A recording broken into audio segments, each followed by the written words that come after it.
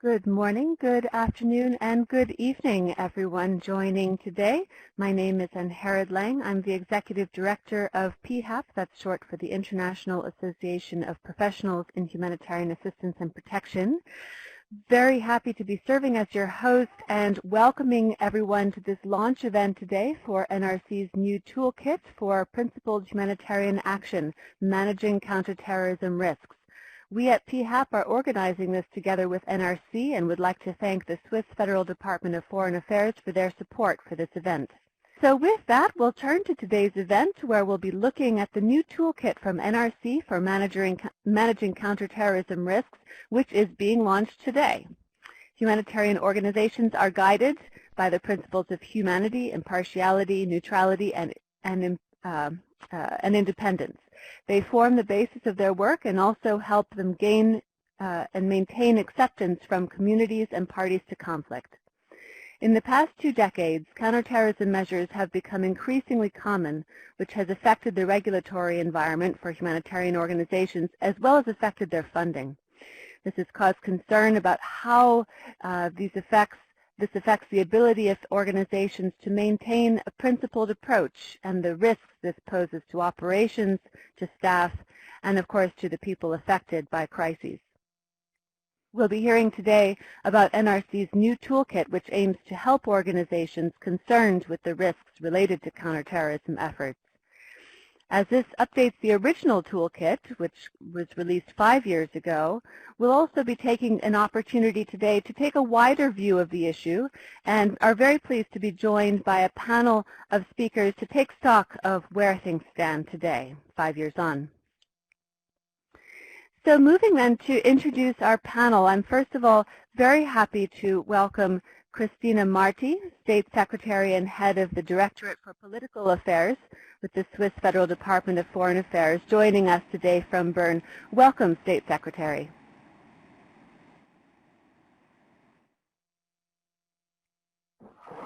And joining us from Brussels, we're pleased to have with us Janis Lenarčič, the European Commissioner for Crisis Management. Welcome, Commissioner Lenarčič. Hello, good afternoon. Wonderful to have you with us. And next we have Jacob Kurtzer, Interim Director and Senior Fellow for the Humanitarian Agenda with the Center for Strategic and International Studies, connecting to us today from DC. Welcome, Mr. Kurtzer. Thank you Wonderful. for having me. And finally, we're joined from Oslo by Jan Egeland, Secretary General of the Norwegian Refugee Council. Welcome, Jan. Thank you very much. Good afternoon Wonderful. from Oslo. So glad you could join us. I'd also like to introduce Emma O'Leary, Senior Humanitarian Policy Advisor with Norwegian Refugee Council, who's calling in from Geneva. Before we hear from our panel, we're going to turn to Emma to have a look at the new toolkit itself.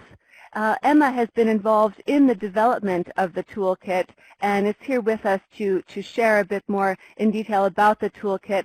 So Emma, what is the toolkit and how can organizations use it? Let me give the floor over to you, Emma. Good afternoon and thank you. I first of all want to echo the thanks to our panelists. It's wonderful to have such an esteemed group together to launch the toolkit today. I particularly want to thank Switzerland for funding this work, which we hope will be a very valuable resource for the entire humanitarian community. I also want to acknowledge that there may be colleagues listening from the Norwegian Refugee Council and indeed from other humanitarian organisations who have contributed to this work either by providing input, contributions or comments, and I also thank them for their contributions. So I'm going to give a brief overview of the toolkit today, but I want to start by looking at why we need a new toolkit for counterterrorism related risks. Many of the people listening will remember the release of the first toolkit in relation to counterterrorism measures back in 2015. It's important to stress that a lot of the information in that toolkit is still very relevant today, but it should be acknowledged that back in 2015 when that resource was released, this was still considered to be quite a niche issue. It wasn't one that was given a huge amount of attention. safe to say that in the intervening years, that's a situation that has changed very much. This is a topic that is much higher on agendas these days, not only of humanitarian organisations, but also donors and other stakeholders as well. And in many senses, that's a reflection of the fact that the restrictions we're seeing on our work in relation to counterterrorism measures are a lot higher today and are, in many senses, ever increasing. So in response to these restrictions, the Toolkit seeks to raise awareness of counterterrorism risks and to make risk management approaches much more accessible for a broader range of staff. And this is really crucial, I think, given that these are issues that affect so many aspects of our work. When we talk about risk management in the humanitarian sector, I think there can often be a tendency to see this as something that is the responsibility of a small subset of staff, those who might be focused on donor requirements or compliance. I think we have to remember that when we talk about counterterrorism-related risks specifically, we're not just talking about donor-related issues or compliance issues. These are risks that extend much more broadly, from impacting our ability to access banking services to a very real impact on our ability to maintain a principled approach to our work, our ability to engage with all parties to a conflict, our ability to independently select beneficiaries, impacting the modalities we might be able to use, the geographical areas we might be able to intervene in. So really we're talking about risks that get to the very core of principled humanitarian action. And the Toolkit aims to raise awareness of these risks and really to increase the broader understanding of practical elements of risk management so that staff can apply these in their day-to-day work. So moving on to the content of the toolkit. The toolkit is divided into 4 sections. The first section is an introduction. It gives a guide to using the toolkit and engaging with the content. The second section then sets the theme. It gives an overview of counterterrorism measures, where these come from, how they're applied, and it outlines the risks they pose to our work and by extension to the communities that we serve. The third section then takes an in-depth look at counterterrorism measures in partnership agreements. It contains checklists, decision-making tools, and other resources that organisations can use to help staff identify and address issues that might arise with the language that we're finding in our grants contracts. Moving to the final section, section 4. So this section focuses on risk management frameworks. It looks at kind of supporting organisations to develop internal guidance and processes such as risk assessment, M&E minimum standards, guidance on developing policies in relation to counterterrorism, policies in relation to engagement with non-state armed groups, and so on. And all of this is gathered together into a programme cycle management guide specifically for counterterrorism risks, to ensure that staff can sort of mainstream consideration of these risks throughout the programme cycle, and not sort of leave the risks to be siloed off, considering them to be the responsibility of, other staff or other functions. I think it's important to stress that the toolkit really emphasises that while we as a sector have to take significant efforts to mitigate the risks that we face in our work, the nature of our areas of operations means that we'll always operate in environments that are considered high risk, and we simply cannot completely eliminate risks from our areas of operation. Rather, we can focus on mitigating risks wherever that's possible, and then weighing the remaining risks against the expected humanitarian outcome, thereby making decisions based essentially on programme criticality, considering that the higher the needs involved, the greater the risks we will accept to try to meet them. You should now find on your screens a link to the toolkit. I want to flag for those among us who might prefer to download the toolkit and read it as a document or offline. The full PDF is available under the Resources tab. Feel free to share your comments and your feedback with us, and we very much hope that the toolkit will be a useful resource for the wider humanitarian community. And with that, I will hand back the floor. Perfect. Thank you, Emma. We have just one quick follow-up question regarding the toolkit. Rashida is wondering if there are any plans to translate the toolkit into other languages. She's asking in particular about French. Great question. So we have actually translated the tools, so the core part of the toolkit, into both French and Arabic. So those are available again under the resources tab. Perfect. Thank you very much, Emma. So with that, with this overview of the toolkit in mind, let's turn to our panel. I'd first like to ask Commissioner Lenarčič, looking at the general issue of protecting humanitarian space, what is the EU's approach in this regard? And given the current COVID-19 pandemic, what kinds of challenges has this posed, and has this changed the EU's approach? You have the floor, Commissioner Lenarčič.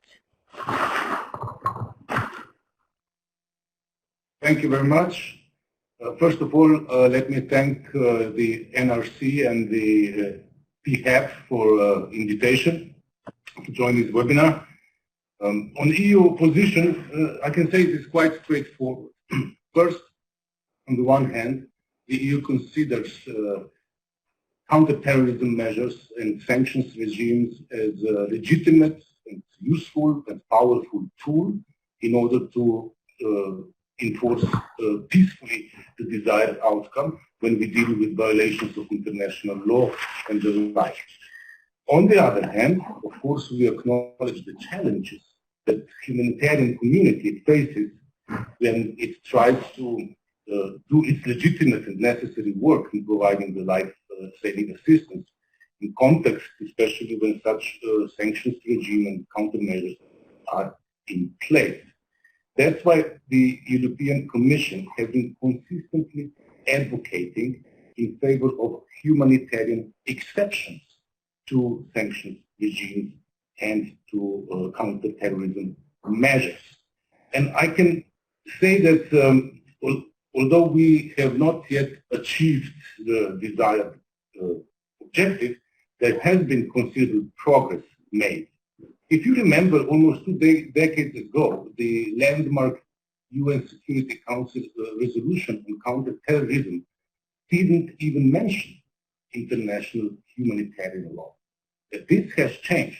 This has changed. And the European Union was in the forefront of the efforts to change this understanding and raise the awareness of the need to take into account the humanitarian needs and humanitarian work.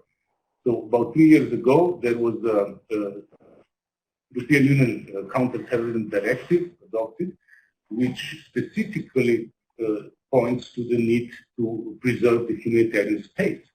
And also last year, I would say there has been considerable progress made, both in the United Nations, where the Security Council Resolution 2462 specifically refers to the need to take into account the impact that sanctions and counterterrorism measures may have on humanitarian action.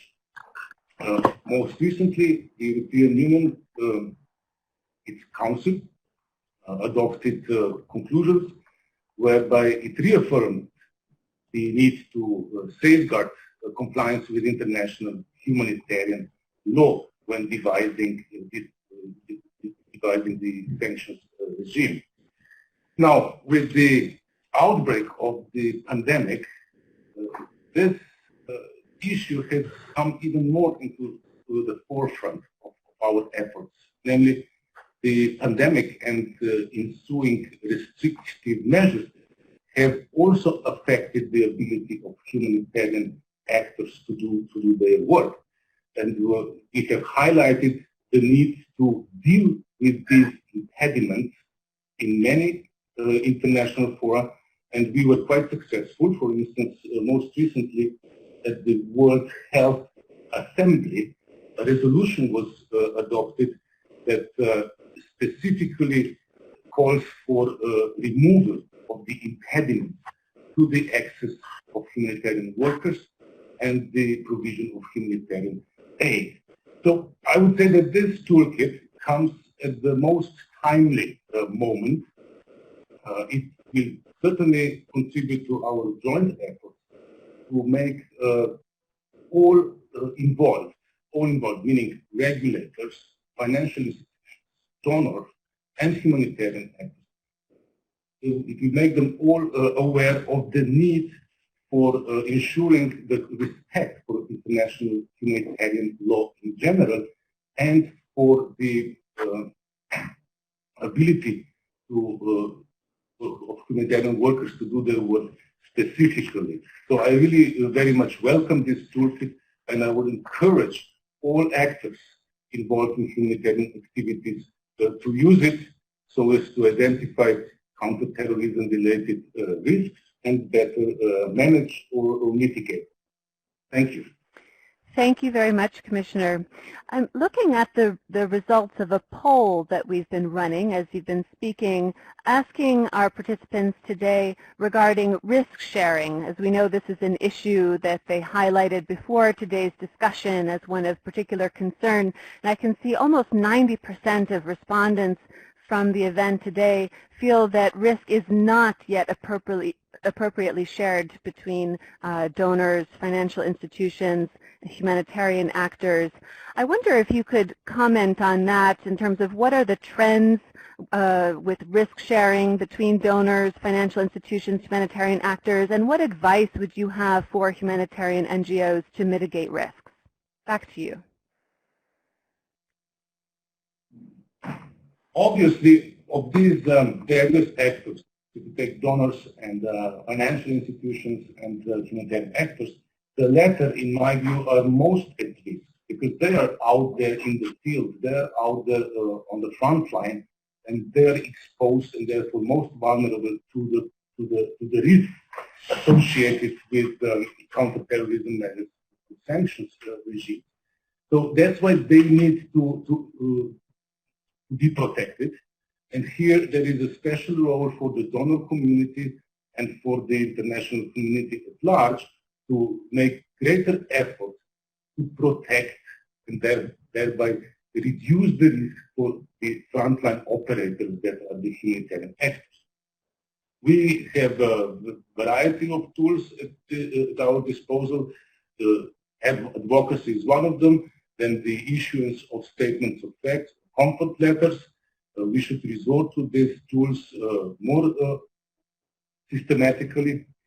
As for the financial institutions, the main problem seems to be their tendency to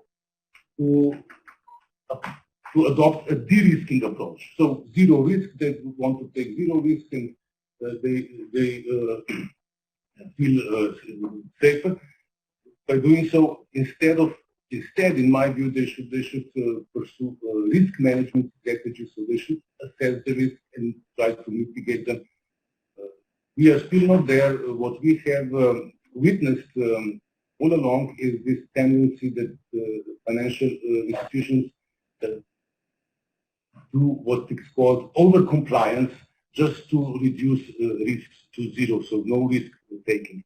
And that, of course, hampers the operation of humanitarian actors. It hampers the ability for transferring funds, and this needs to be. We need to intensify our efforts in this respect. As for the donors, I think we should be even more vocal in demanding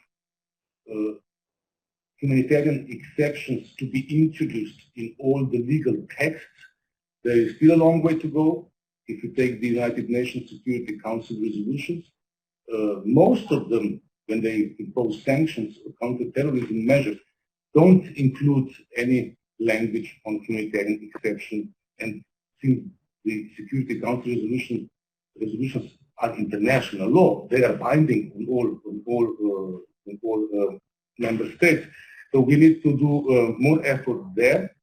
But also in our own house, the European Union, we still do not have a consistent practice which we want to put in place of including humanitarian exception in all legal texts introducing sanctions regime and countermeasures. So this is how I see we should work together in mitigating and sharing the risks associated with this kind of measures. Thank you. Thank you very much indeed, Commissioner Lenarčič, and thank you for taking the time to join us today. We really appreciate it. Let's turn next to State Secretary Cristina Marti. From the perspective of a member state that has been very active on the issue of the impact of counterterrorism on humanitarian action, how has the landscape for this issue changed in recent years? I'd also like to ask you, what should be the role of donors for protecting principled humanitarian action, and how can donors and partners work together to manage risk? State Secretary, over to you.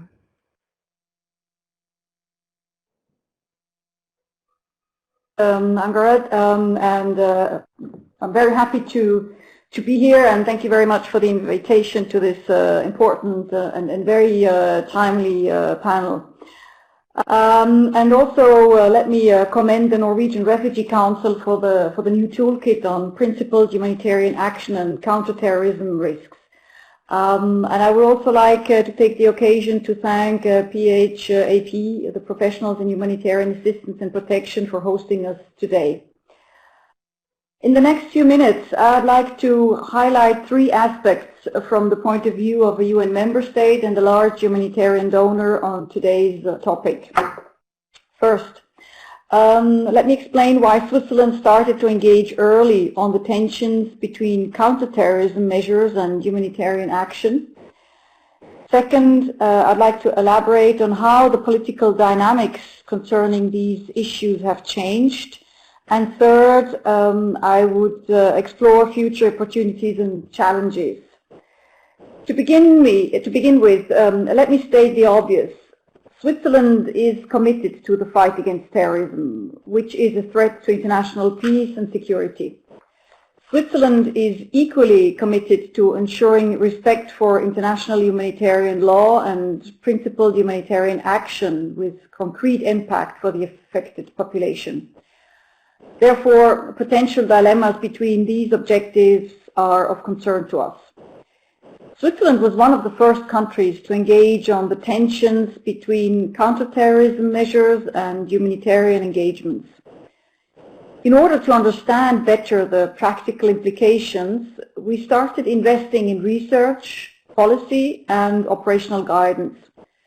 We have also been advocating for respective language and resolutions of the General Assembly, the Human Rights Council, and the Security Council. Besides the support to NRC, including the development of the toolkit, we provide funding for the rigorous legal research by the Program on International Law and Armed Conflict of the Harvard Law School.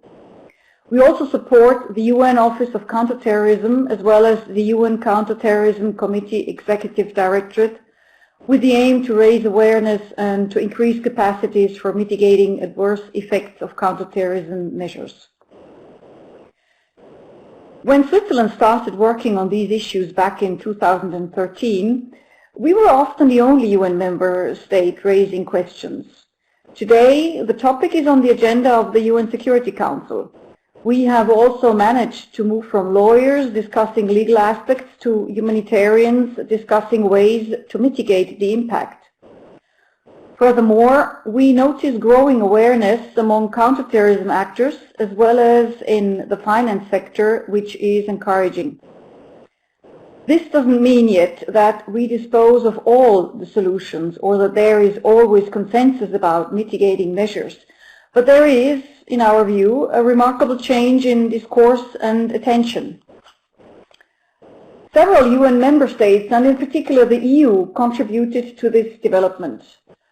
Last year and in 2020, until this summer, we co-chair, together with the EU, the Good Humanitarian Donorship Group, where counterterrorism measures and their impact has been one of the priority topics. The group discussed, for example, how counterterrorism clauses in donor agreements should be designed in order to be in line with principled humanitarian action. We are glad to note that the challenge is now widely recognized. This brings me to my third and last point, opportunities and challenges ahead. There is consensus about the fact that counterterrorism measures can, most of the time unintendedly, negatively affect humanitarian space. Now it is time to demonstrate the scale of the challenge. We are all very well aware that this is a complex and politically sensitive endeavor. Humanitarian organizations need to be transparent and vocal about the negative impact. The same applies to the management of risks. It is important that we openly discuss the risks involved. There is no zero risk when we opt for assisting and protecting those in the most difficult and hard-to-reach areas. I'm convinced that we need in-depth exchanges between donors and humanitarians on what that means. I hope that this toolkit will contribute to a deeper understanding of the challenges and offer practical solutions. It comes at a very timely moment. We're in the midst of a pandemic, which affects all of us in many ways. It is as crucial as ever that we serve those in need without discrimination. Furthermore, we need to identify concrete solutions at the policy level. Humanitarian exemptions in sanctions regimes are one option. We need open discussions on the design of such exemptions and, even more importantly, on how to implement them at the national level. This will in turn ease the work for humanitarian organizations. We also need to facilitate dialogue between the various stakeholders. Humanitarian experts are mainly discussing the impact. Counterterrorism and sanctions experts focus on measures. These communities have to come together for in-depth conversations. Switzerland stands ready to facilitate this dialogue. Counterterrorism and sanctions negotiators must understand the implications of existing and future norms and standards. We also call upon the UN system to engage more actively with member states on these issues. The Security Council has taken a clear stance on the necessity to respect international humanitarian law in counterterrorism settings. This needs to be translated consistently in the Council's practice, especially its dealings with sanctions. It also has to be included in regional and domestic implementation. To conclude, I wish that the toolkit will be widely disseminated, discussed and implemented. It provides excellent guidance for all the women and men who are carrying out crucial humanitarian work in the most difficult and hard-to-reach places. At the end of the day, what will count is whether we manage to preserve humanitarian space and human dignity in the midst of the horrors of war. I'd like to thank you once more for having me here on the panel, and I wish you fruitful discussions, and unfortunately I will have to leave you in a few minutes' time. Thank you very much. Back to you, Angard. Thank you very much, State Secretary Marti, for this intervention, and I'd also like to thank you on behalf of NRC, but also the broader humanitarian community for the long-running support of Switzerland on this issue, and specifically now, of course, for the toolkit. So thank you once again for the support and for being able to join us today.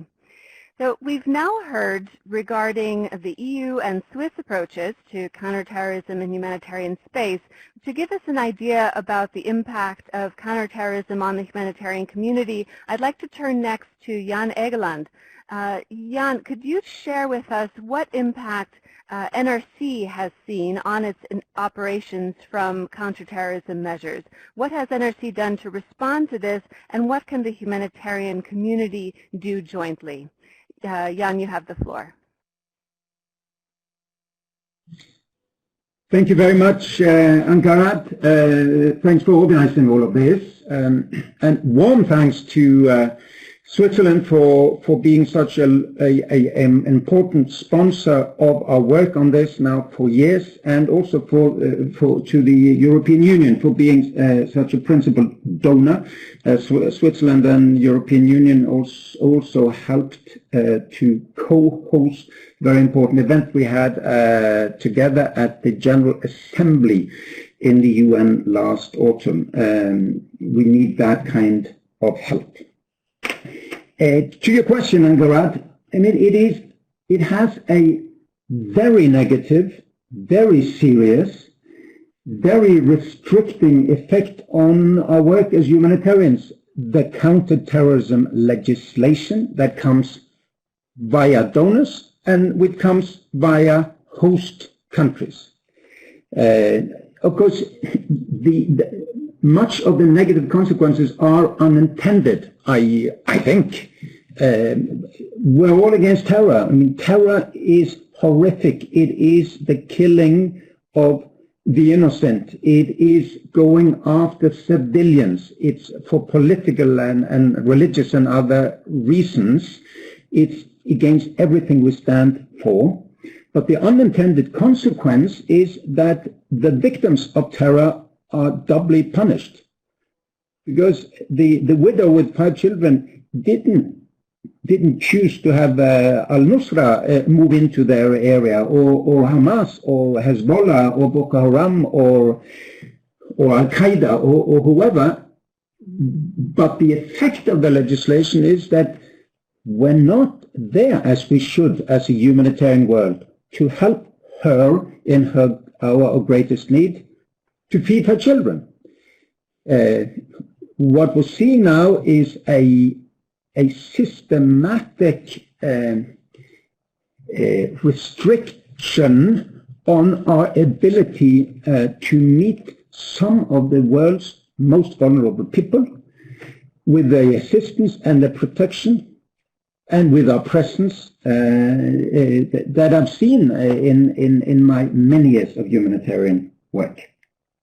Now, so the toolkit is an attempt to help us as humanitarian workers in the field to meet the challenges and to ensure that we can, in a principled, consistent, coherent manner, stay and deliver with the most needed of help according to impartiality. We give according to need and nothing else.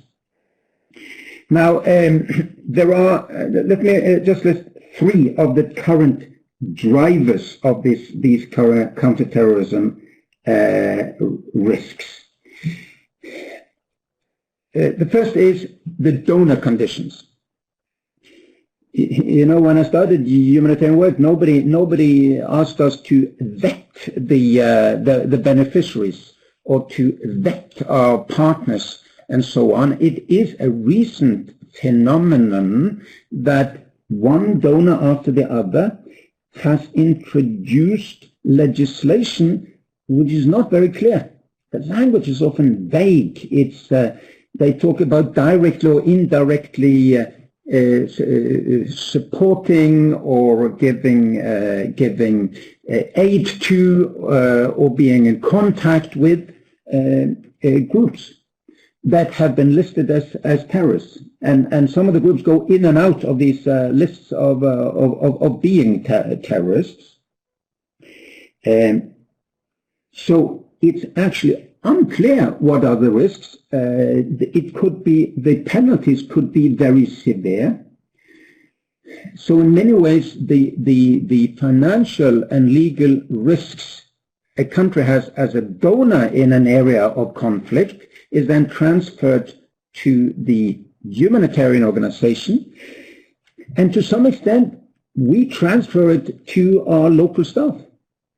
At times these are local people who are courageously helping the children, women and men at great need in the crossfire between armies and armed groups that may be listed as terrorists. We've seen now again and again that countries say we have zero tolerance on many areas, including on counter-terrorism links. Well, the zero tolerance can then basically lead to organizations interpreting the risk of being in Idlib or in Gaza or in Somalia or in northeast Nigeria to be such that they are not willing to be there anymore. And that will mean that the innocent, the women and the children and others will suffer. Now, this we've seen from Syria to Yemen, from Gaza to Nigeria, Somalia, Mali, Iraq, Afghanistan. I would say that perhaps half of our 15,000 field workers work in areas that is directly or indirectly affected by presence of listed groups. So this is a very, very real threat to our humanitarian work, and it is have been now part of my life as Secretary General of this organization since I started in 2013. So that's the donor angle. Secondly, it's the criminalization of certain types of aid in certain areas by host governments. Again, you can understand that a government that is under attack by terror, at times internationally sponsored terror, wants to do everything it can to stop it. But to criminalize presence of humanitarian workers that are going there to give neutral, impartial, independent relief to those in greatest need, that's the wrong way. Many of you will know that in September of last year, several of our colleagues had their offices, NGO offices, closed in northeastern Nigeria. And the accusation was aiding and abetting designated terrorist groups like Boko Haram. It took a lot of work from very many of us to help our colleagues to be reinstated in their rightful position as active, neutral, impartial humanitarian actors. In an area where there are hundreds and hundreds of thousands of people now out of reach from the humanitarian groups because of this criminalization of going in certain area and working for certain populations under anti-terrorism legislation. I mean, the third sort of restrictive measure I already alluded to, it's actually the risk aversion among many humanitarian organizations themselves. We're not working in Sweden and Switzerland. We're working in the areas I mentioned. It is now such a risk seen by some organization. It could be so costly. The penalties may be so enormous. The legal consequence could be so enormous. I think that's one of the reasons there are actually very few organizations in many of the areas where there are listed armed groups active. I could mention Afghanistan. 50% of the country is controlled by the government, which is supported by the Western donors militarily and otherwise the last years. So half of the other half of the country is now on the Taliban or other armed group control, or is contested. The very fact then that there are very, very few of us who work in the contested areas, and even fewer of us who have a presence in the areas controlled by the armed opposition groups, mean that we are seen as biased. We're seen as on one side of the conflict. That's dangerous for us, and it is in a violation of the principle of impartiality, because there is a lot of uncovered needs on the other side of the front lines. Now, what should be done then? Let me just then quickly list three things. First, we need to reaffirm, relive, retrain, redefend the principles, humanitarian principles. there is a reason we have these principles, and that is precisely that we should not end up by being identified with any party to a conflict or in any way support any party to a conflict. And I think we can do more as humanitarians to train to be self-critical so that we do always live by these principles. And we will then also, and the toolkit helps, be able then to reassure our donors who are rightly nervous that we have lots of mechanisms that avoid diversion of our aid. Our aid should not go to any party, to any conflict, and no armed men should get their fingers on any of our aid or any of our funding. We have lots of rules, principles and practices against that. So the second thing is that we need donors, donor flexibility and donor assistance in being able to stay and deliver in these areas where the needs are at their highest. Now, in the COVID-19 response, we have seen actually some very positive developments of flexibility by donors and by UN agencies who also act as NGO donors. Still waiting for the money to reach the front lines in many places, but there is now flexibility in reallocation and so on. So flexibility is possible. I think we need to have more flexibility in enabling us to do the risk mitigation by going and staying and delivering in these areas where, among the many armed groups, there are also listed organizations. What we need is also donors to take active steps in enabling our ability to stay and deliver by saying, no, yes, we will share risk. There will be risk sharing.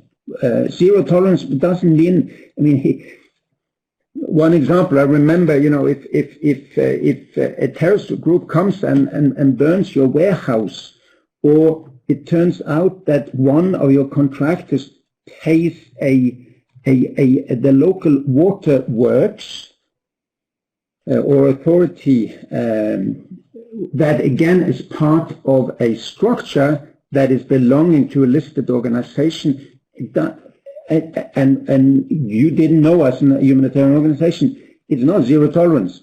It's a risk sharing of these unavoidable things happening.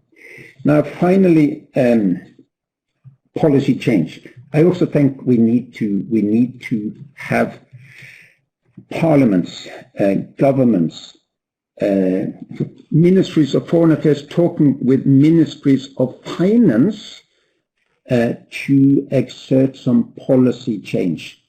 If the rules are actually dubious, unclear, open for interpretation, and it leads to organizations withdrawing from areas that the donors actually really want us to be in, and victims of terror that they really would like us to help and feed, I think they need to revisit the policies, and we have been able to push back on laws in several European and other countries, and seen in parliaments that there has become better laws and better principles enacted. Without being too alarmist, I feel there's a bit of a slippery slope here, and that at the moment it's becoming more and more restrictive. And nobody wants us to end up by staying and delivering in the easy areas and non-conflictuous areas and areas where there is no listed organization. I think all donors want us to be there where the needs are greatest. So help us with that. Thank you very much. Thank you, Jan, very much for your intervention. We do have a follow-up question I'd like to pose to you, if I may. This is from Anna in the UK, and it's essentially a question of strategy. Anna writes, should we be managing the risks, in other words, responding to the government-led counterterrorism agenda, or should we be using the global UN COVID ceasefire call as an opportunity to collectively push back on the entire counterterrorism agenda and draw attention to human collective security? What do you think? Back to you. Well, Anna, we need to do both. We need to manage risk at the moment, because if not, we may end up in court. We may end up being penalized. We may end up having a local staff, seeing severe consequences. So we need to manage the risk. We need to limit the risk. We need to be very, very careful to not violate rules. But we also need to push back. Yes, I have seen the COVID-19 as an opportunity, also a horrific threat to humanity, but it's also an opportunity to tell armed actors, this is the time when you lay down your arms. You have a common enemy now. This is the time when sanctions are suspended against entire economies, because it has so an enormous consequences for those economies, and thereby also by the refugees and the humanitarian, those in great need. But thirdly, also, this is the time to make anti-terrorism legislation clearer, and do away with all of this nonsense, which is beneficiary vetting and vetting of every blanket and every, widow, what's your political views and so on. Let's do away with it. And I see in some places there is a willingness to discuss it like never before. Let's hope it can lead to policy change. NRC is committed to drive this with partner organizations. We want to fight for the principles and for the victims in situations where there are also listed organizations. Excellent. Thanks. Thanks once again to you. We do have several more questions coming in, but time permitting, we will aim to bring those in with a short Q&A at the end of the session. And for now, we will move on to our final panelists. The U.S. is sometimes seen as the epicenter of many of the counterterrorism risks that we have discussed. So I'd like to turn now to Jacob Kurtzer to ask about this. In the current environment, what changes is it realistic for humanitarian organizations to push for? Jacob, the floor is yours. Thank you for inviting me to participate in this conversation. In the United States, the challenges of the intersection of humanitarian action and counterterrorism regulations stem from the original material support for terror provisions and from the interpretations of it in terms of the authorities given to the State Department and Treasury Departments and the regulatory authorities given to donor agencies like USAID. Initiatives like this toolkit are essential as NGO staff seek to make sense of the law and regulations and to implement them in a way as to protect themselves, their organizations, and the humanitarian enterprise. However, this toolkit is addressing the symptoms. As a community of practice, we need to address root causes, in this case, vaguely worded legislative language that creates ambiguity and legal risk. And while criminal prosecutions for these cases remain minimal, we have seen the increasing lawfare targeting humanitarian organizations in civil cases that demonstrates that counterterrorism provisions can be weaponized against NGOs for political agendas entirely unrelated to counterterrorism. So my first recommendation is to fix the law. Now is an interesting moment. Democrats and Republicans alike have started to rethink the overall framing through which the United States engages with the world. While some are moving to an equally problematic geopolitical framing of renewed great power competition, there is at least a recognition of the problematic elements of using a terrorism lens to see the world. This does not mean terrorism as a framing is going away, but now is an important moment to educate members of Congress and inform them about the negative impacts of that lens. And as a specific example, I would point to the introduction of legislation calling for study by the House Foreign Affairs Committee of how the counterterrorism framing colors and impacts all of our other foreign policy and economic priorities. This is an excellent initiative and a moment of opportunity. I would also note the recent administrative improvement in the USAID grant language that addresses some of the more serious concerns that NGOs have. Secondly, humanitarian organizations are critically dependent on donor funding to do life-saving work, yet struggle to navigate the bureaucratic administrative load that work entails. I note that this is an 80-some-odd page toolkit that's meant to address just one section of many pages of grant language. So my recommendation for donors is, accepting that the perceived importance of this particular provision, find ways to assist partners through the funding of legal and technical compliance.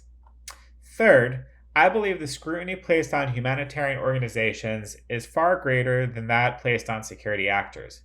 Our military passes material regularly to partner forces, some of which finds its way into the hands of our enemies, and it barely registers. And yet NGOs attempting to pass food, medicine, and other items to civilian populations are subject to an exceptional amount of scrutiny.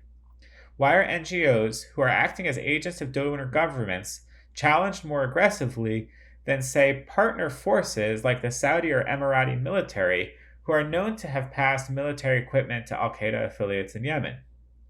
So, while donors demonstrate risk aversion regarding NGO contact with terror organization, I also think risk aversion manifests on the part of NGOs' willingness to speak about this for fear of upsetting the donor.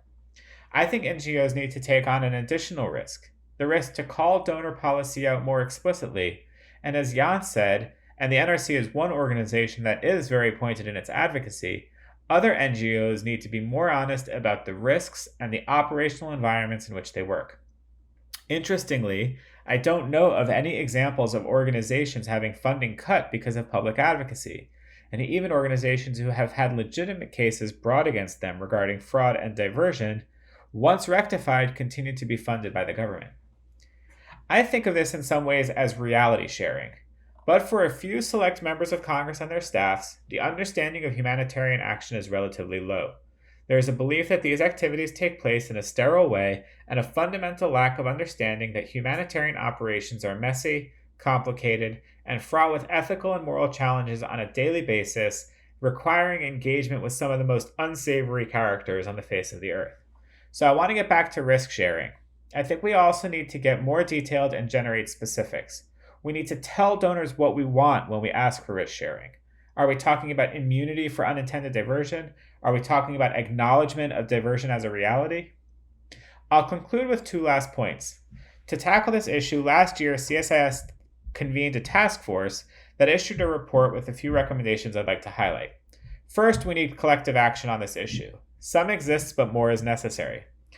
Part of that is organizations working directly with the government to define the common acceptable standards for the CT certification. Again, the NGO community had a recent success with the revision to USAID's grant language that reduces the scope of application of certain provisions, but this is one critical step, but it's a small one. Collective advocacy works. Secondly, and finally, we need to continue to build the evidentiary basis. While we can't get caught up in a constant request for data, as long as humanitarian organizations present this as a or the critical issue, they need to prove it. This will include bringing specific examples of the chilling effect and risk aversion, granted a challenge, but it remains critical for donors to see that the humanitarian action they have authorized and funded is unable to take place due to their own legislative and regulatory hurdles. Thank you very much. Wonderful. Thank you, Jacob. We do have a couple of follow-up questions that have come in. However, I think we're going to perhaps come back to that during the Q&A. And in the meantime, so one of the organizations that has been most active when it comes to protecting principled humanitarian action in the face of increasing counterterrorism-related restrictions is the ICRC. And we're very happy to have with us Eva Svoboda, Deputy Director of International Law and Policy with the ICRC, to share their perspective. Eva, you have the floor. Thank you very much, Angharad, and thank you to NRC and PHAP for giving me the opportunity to share a couple of remarks. But I'd like to start with congratulating NRC on the Toolkit, which is an impressive document, very relevant, timely, and most importantly, will be useful for practitioners in the field. The Toolkit is in many ways emblematic of the situation we face, and I'd like to just mention 4 different areas. It is emblematic of the importance of the issue for states and humanitarian organizations alike, and as the previous speaker mentioned, the issue has become a standing feature on the international agenda. Secondly, it is emblematic of the growing complexity, reach, and impact of counterterrorism measures on principled humanitarian action. We just need to take a look at the toolkit and its how comprehensive it is to actually to see that. Thirdly, it is emblematic of the enormous effort and investment made by humanitarian organizations to manage compliance with counterterrorism requirements while trying to maintain an ability to fulfill their mandate and mission in accordance with the humanitarian principles. And lastly, it is also emblematic of a continuing tension and, in our view, a false dichotomy between humanitarian requirements and security considerations. The fact that we continue having this conversation illustrates in many ways that we have not yet found the right solution and the right approach, and so we need a fundamentally different risk management approach from risk transferring to risk sharing. Like a lot of other humanitarian organizations, the ICRC has been trying to navigate this complex environment, and it's been doing that for a while, managing those tensions at the political level, but most importantly in the field and on the front lines. And thus, our approach is what we would call principled and pragmatic, which in our view is really the only combination that works to maintain humanitarian access to those who stay behind and are most in need of protection and assistance. Here I'd like to stress the importance of international humanitarian law, which underpins this approach and sets up very clear and important obligations for states and other armed actors. This was also mentioned before. In order to better adapt to the increased complexity of the situation, we also took steps internally to better adapt really to the situation. And we've done a couple of things. So on the one hand, we found that a lot of different colleagues were working on the topic, but they weren't necessarily connected or well connected. And so information wasn't really reaching the right people or wasn't really transferred in a proper way to see the whole picture. And so what we did, we created an internal task force and really pulling in those people who are working on this topic.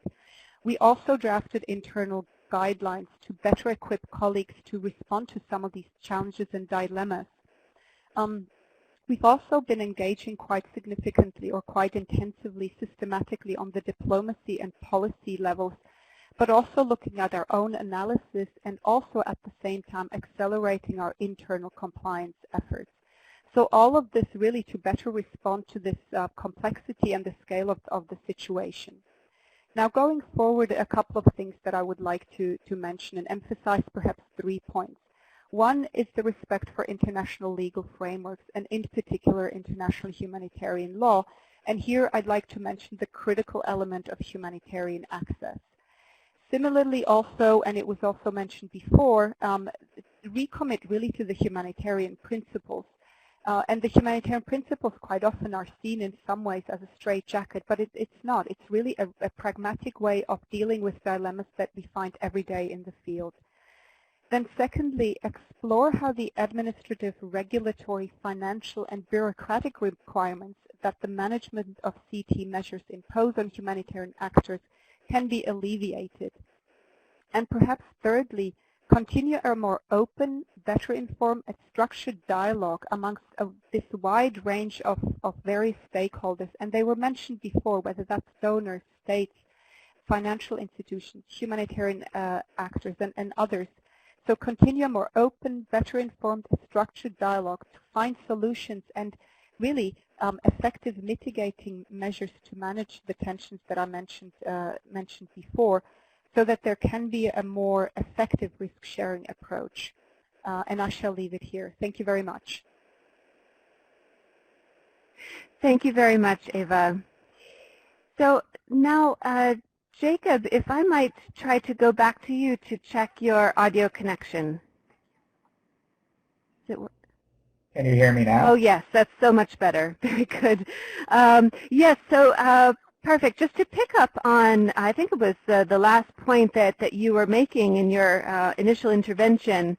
I have a question from Michelle, connecting from the U.S. She's wondering, how does an organization prove empirically that there were consequences of counterterrorism measures on beneficiaries? So, in other words, organizations have been faced, as you said, with requests to prove that counterterrorism measures have a negative impact. How can they actually prove that empirically? Over to you. Well, you're talking about, in some cases, proving a negative, but I think there's also, in some cases, opportunity to speak to things that have happened. So the first is, I would number one commend the work that's being done at Harvard by I forget what the acronym is, but I think it's PLAC, led by Naz and with Jessica Bernisky, that have tried to take a data-driven empirical approach to work that hasn't happened. In his intervention, Jan spoke about some of the challenges in northeast Nigeria specifically. And you have an example there where one organization refused to sign a grant because the language was prohibitive. And so organizations are on a daily basis making decisions whether or not to sign grants, and then they're making decisions whether or not to carry out activities in complicated environments. And what I'm suggesting is that there be some collective work done to make a determination of, is the risk calculus today for our operation in Yemen, Mogadishu, Afghanistan, wherever, too high from a CT perspective that we can't do the operation, and take note of it and record it in some comprehensive way to be able to show to both the donor representatives that because of a fear of it being in violation of a specific grant provision, the action was not taken. But secondarily, I think there's also, there are examples where you can draw specific concerns, for example, like the criminalization, like the civil cases that are being brought against organizations that I don't believe are well addressed to legislators as a risk that the counterterrorism provisions bring. By which I mean a number of organizations have been targeted in civil court in the United States by individuals that are drawing on the certification language that they signed.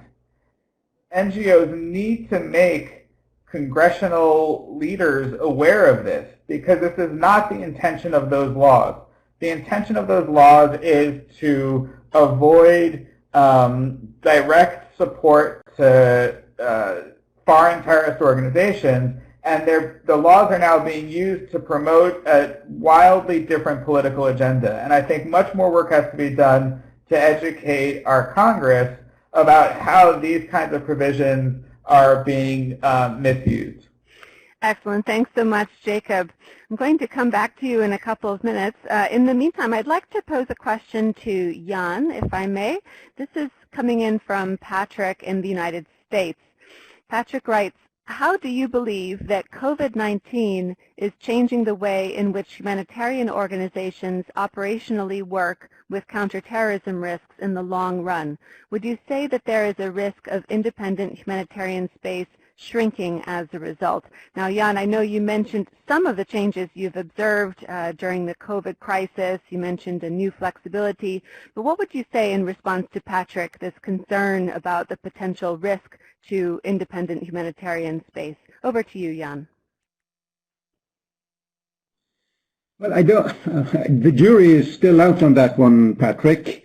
It has been concerning in some countries that humanitarian groups have had enormous movement restrictions and not exemptions that for humanitarians like there is for medical workers that are fighting COVID-19. We should have the same exemptions. But it's still early days, and I wouldn't actually be able to say that systematically host governments have used COVID-19 to limit the work of humanitarian organizations. I think they're doing that in Hungary with civil society organizations and whatnot, but I haven't seen that yet. Actually, we have been surprised to see some African governments coming out proactively and saying, we understand that you as humanitarians help take care of very vulnerable communities. We give you exemptions to movement, and you can continue your work. So no, I haven't seen any clear links with COVID-19 so far. Thank you very much for that. Now turning to Jacob, we have a question from Robin, who's connecting from Lebanon. Robin writes, I've seen in the past that legal action was taken against development and humanitarian actors in relation to compliance with counterterrorism laws or related contractual obligations. Has there been any research on this more recently? Anything documenting cases across different jurisdictions? And has there been any research done relating to whether or how this is impacting development and humanitarian actors' appetite for working in certain locations or on certain areas of programming? Now, Jacob, you mentioned PLAC, of course, at Harvard Law School. I wonder if you have any other suggestions, if you're aware of any other research that may be of interest to Robin and others. Over to you, Jacob. Yeah, in terms of sort of academic research, I would say I'm drawing a blank at this moment, but I think in terms of sort of policy and advocacy research, I think the work that's being done in the United States by the Charity and Security Network in particular to monitor those kinds of cases and track them and develop advocacy positions is incredibly important. I think certain individual NGOs are doing the work on their own behalf, but I think big picture, what you identify, I would say I don't know that I've seen that it has had a substantial impact to date on organizational behavior or decision making, but I do think that this lawfare that I mentioned is a relatively new phenomena, and it has the potential to negatively impact in the future. So in addition to PLAC, I would say the Charity and Security Network is another resource that I think has done excellent work on this issue. Excellent. Thank you very much for that. And now back to Jan. We have a question. So this is coming from Mathilde, who's connecting from Nigeria. You mentioned Nigeria, the context in your remarks already, Jan. So I'd like to pose to you this question from Mathilde. She's wondering, what is the link between counterterrorism, stabilization, and CVE, so countering violent extremism? She observes that a lot of donors and a lot of programs are deployed in northeast Nigeria under that umbrella the umbrella of CVE, with harmful implications on humanitarian needs, especially protection. She mentions, in particular, premature returns. I wonder, Jan, if you could reflect a little bit on the link, again, between CT, stabilization, and CVE. Over to you. No, it's an important question, Mathilde. Indeed, there is a link. In general, we're very concerned that, for example, in the Sahel and in the Lake Chad area, the one predominant response seems to be the military one to actually complex emergencies where violence may be driven by unemployment, by despair, by discrimination, by actually heavy counterterrorism campaigns, etc. So again, one of the related problems is that when humanitarians, we have no horse in this political race. We are there, we're neutral. So when donors and internationals and Westerners and whatnot sort of side with a military, one-sided military stabilization approach, security forces, roadblocks, lockdowns, intrusive military campaigns, it's very hard for us to be seen as completely neutral and independent when we take money from the same sources. We need therefore to do our utmost to prove our independence by doing acceptance building, outreach, humanitarian diplomacy, explaining what we do, and trying also to be as much as we can in areas that are not controlled by one side in the military conflict, which is dangerous, difficult, costly. Again, back to my point, donors, please help us to stay and deliver. It is more difficult, expensive to stay in northeastern Nigeria than it is in Botswana or in any other much more peaceful development context. Thank you so much, Jan.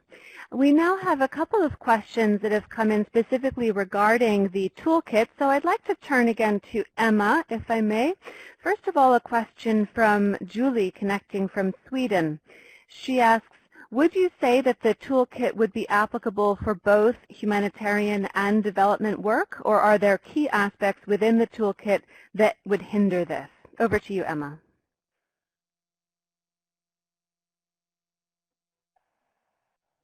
Thank you. So the toolkit is aimed specifically at humanitarian actors, that's the audience and the users that it was designed for. It does assume that the organizations who will be using it are operating in high-risk environments that are impacted by a counterterrorism agenda. But of course, we're increasingly seeing situations and contexts where both development and humanitarian actors will be present. A context like Afghanistan comes to mind there. And so because the toolkit contains an array of different tools that can really be adapted to different contexts and different programmatic activities, I think development actors can find content in there that will be useful to them. I also think it's important to highlight that there's been quite a lot of interest in the issues around humanitarian actors increasingly looking at funding from non-traditional donors, non-humanitarian donors, including more development-focused donors. And we know that there can be implications there in terms of counterterrorism requirements, in terms of issues around beneficiary vetting and so on that can arise. And so that's also an issue that's addressed in the toolkit as well. Great. Thank you for that. And then secondly, a question from Hina, connecting from Norway, who writes, I would like to hear more about the relevance of the toolkit for local actors and local responders. Back to you, Emma. Thanks. I think this is a really relevant question, and it's been covered a little bit in the interventions from the panelists so far. Local organisations, in many senses, are even more at risk from a lot of the counter-terrorism measures we're discussing than international actors are. They can be more exposed to host country measures and host country legislation, and they can also be more exposed to the kind of risk transfer that we talked about earlier, the transfer of risk from donors onto international organisations and then onto either local staff or local implementing partners. We were conscious in developing the toolkit that there are, a lot of different, end users of this product, and in many cases, those organisations will have vastly differing resources that they can put into something like risk management. And I think it's definitely the case that organisations who don't have, a big legal function or a big risk management function or any sort of structure like that can still engage with the content. They can still use the tools on a day-to-day basis in their work. They can adapt them to different programmatic activities and to different environments. So I think the toolkit is very much, it's not aimed at those who might have a very focused concentration on the risk management or compliance side of things. It's certainly for much broader use, and in that sense would definitely be suitable for use by local actors. Excellent. Thanks so much, Emma. I think we have time for one more question. I'm going to group two together because I see we have a couple of people asking about the issue of vetting. First of all, we have from Kirsten writing, let me pose this question, I think, first to Jan, if I may. Kirsten writes, we are seeing, due to COVID, that development funds are being used to fund humanitarian actors undertaking humanitarian response in humanitarian settings. However, these funds often come with problematic requirements, including beneficiary vetting. How can humanitarian wings of donor agencies help us to address these issues with their development counterparts? And let me just add on to that, Jan, because it's a very closely related question from Marina, also related to vetting. Many humanitarian organizations are also implementing development projects where they also apply humanitarian principles. What about counterterrorism clauses in the donor partnership agreements for the development funding? Vetting beneficiaries is often required in these clauses too, and that makes several organizations decline development funding, which also affects the people in need. The two very closely related questions, the common element there being the requirement of vetting, especially linked to development funding, and that blurring of the line between development, of course, and humanitarian funding and action. Jan, do you have a comment on this issue? I do, because it's been among the most frustrating parts of my life to see how many hours we spend on negotiations with development actors and development banks that have requirements they think that they didn't necessarily invent themselves, but it comes from their ministries of finance, or it comes from their legislatures. Often they overinterpret these rules, but they come to us and say, no, you have to ask each and every beneficiary questions, and you have to make sure that they are not having any links or sympathies, political or otherwise, with terrorist groups. And then we say, but then we cannot take the funding, because we're not going to ask, again, I use the examples of the widow with 5 children, we're not going to ask, is it true that your husband fought with this or that group? And what is your view on this and that group, and so on. Our question to her is, can you feed your children, and can we help you with water and sanitation, or do you need us to help you? So we end up then with lengthy talks and negotiations that sometimes we end up having a change in the and avoid the vetting of beneficiaries, and sometimes we refuse them money. I should say that we do accept vetting, suppliers. We don't want to buy anything from anyone that is supporting any terrorist group, or for that matter any other armed group. We do also make sure that partner organizations in no way are linked to any party to the conflict, let alone to any terrorist organization.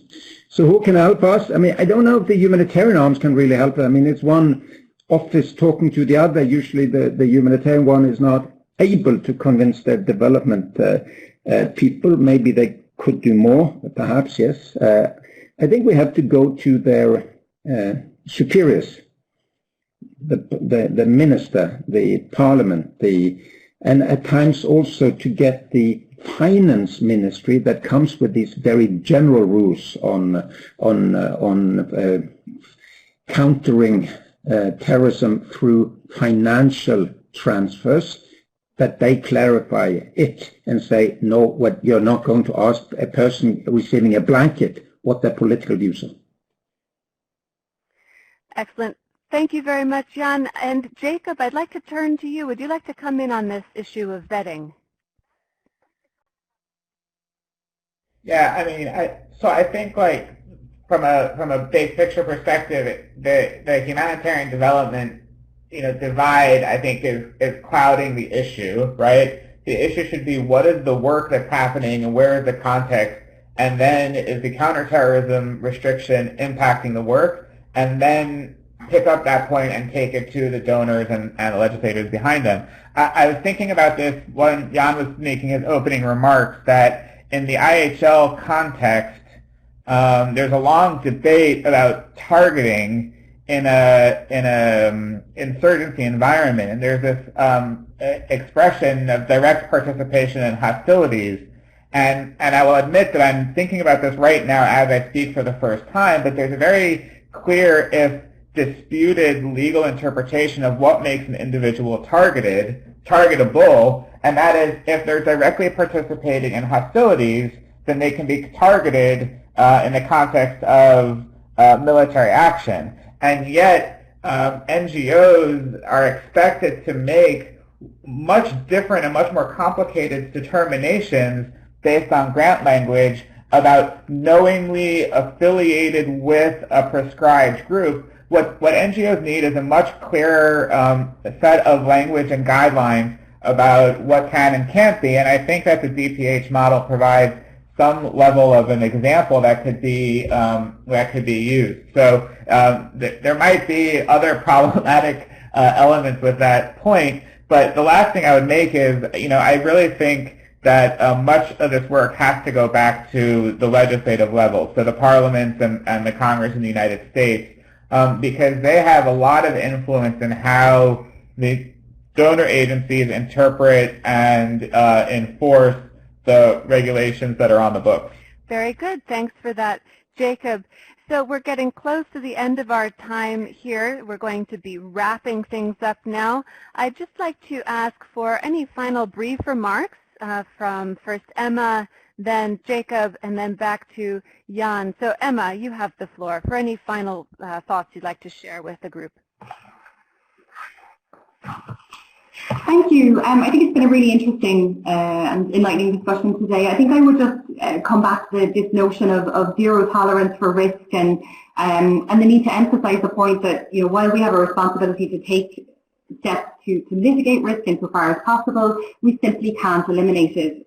There will always be a residual risk, and we as humanitarian organizations have a responsibility to accept that and to make decisions based on needs. And increasingly, we need donors to accept that as well. We're being asked, we're being expected to operate in an increasingly high-risk environment. Donors need to accept that will come hand in hand with an increased level of risk.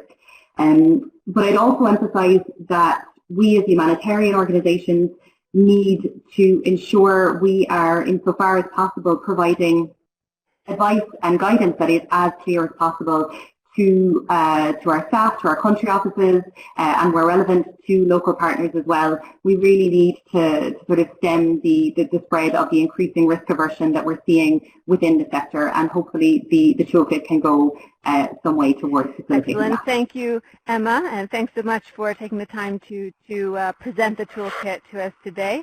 Jacob, back to you for any brief closing remarks. Yeah, I mean, I'd associate myself with what Emma just said. I want to just revert back to the question that was asked me before about other sources of research, and that, you know, I was remiss to not mention the work that's done by ODI and the Humanitarian Policy Group there, including some work by Eva, which I think is another good resource for the listeners. But I think, you know, the key point for me is reinforcing what Emma said, that donors, and in the United States context particularly our legislator, needs to be given a clear and honest picture of what humanitarian action entails, and a clear and honest picture of how the legislation that's on the books impacts it. Because I don't think that is being done at a sufficient level. Very good. Thank you, Jacob. Thanks so much again for connecting today. It's great to have you in the event. And over to you, Jan, for your brief closing remarks.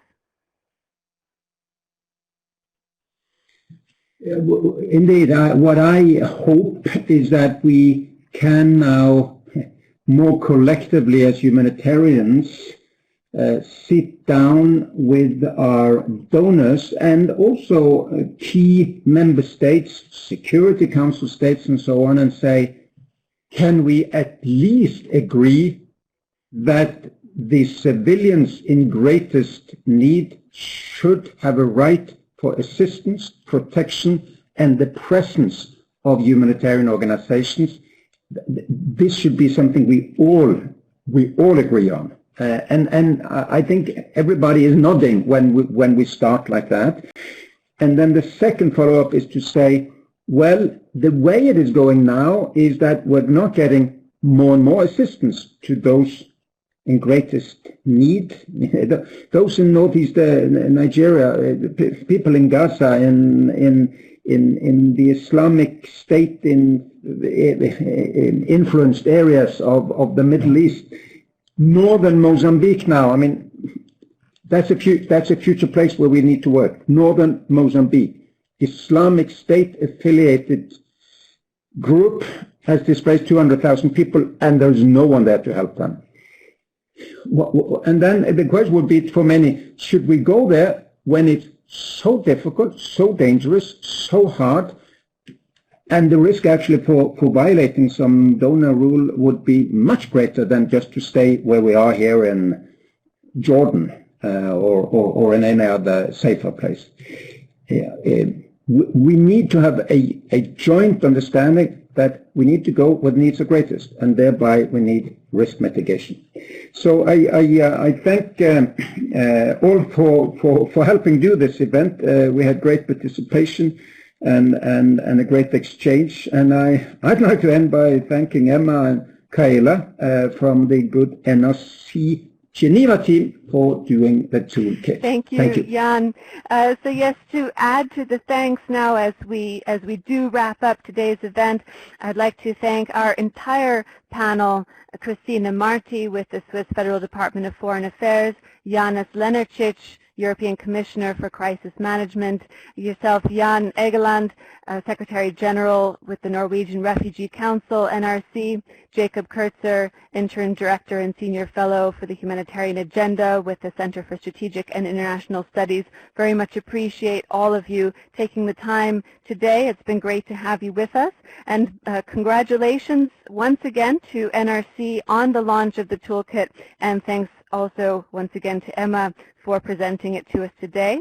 A big thank you to all of the listeners. Indeed, it was a very well-attended event, so thanks to all of you for your active engagement in the discussion, and we look forward to continuing this conversation. It's an ongoing issue, clearly, and we look forward to continuing the discussion in the online PHAP community and in various other fora. So we look forward to seeing you again online in another similar context. So as a reminder, the toolkit is now available and you can access it at the link that you see now on the screen. You'll also receive this in a follow-up email to today's event.